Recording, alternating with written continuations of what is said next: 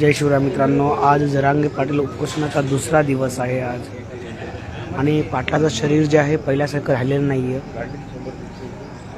वारंवार उपोषण करून शरीराची पूर्ण चाळणी झालेली आहे आणि पहिल्यासारखं शरीर आता साथ देत नाही आहे. आज उपोषणाचा दुसरा दिवस.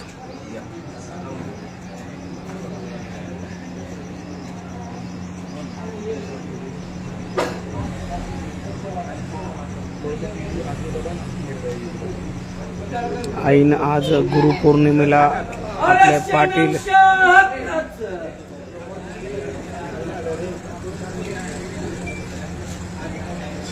आज गुरुपौर्णिमेला आमच्या गुरुला बगैर अन्न पाण्याचं राहावं लागतंय. यापेक्षा मोठं दुर्दैव कुठलं नाही आपलं.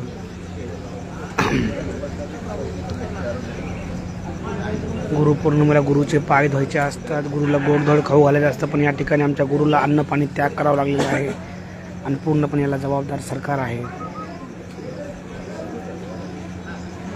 सरकारने आज ही वेळ आणली पाटलांवर उपोषणाला बसायची या ठिकाणी.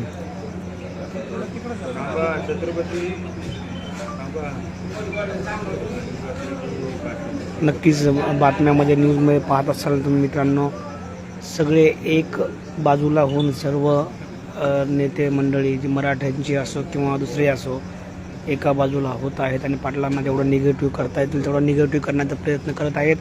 पण त्यांना माहीत नाही हा गरजवंत गरीब मराठा जो आहे हा जरांगे पाटलांसोबत उभा आहे.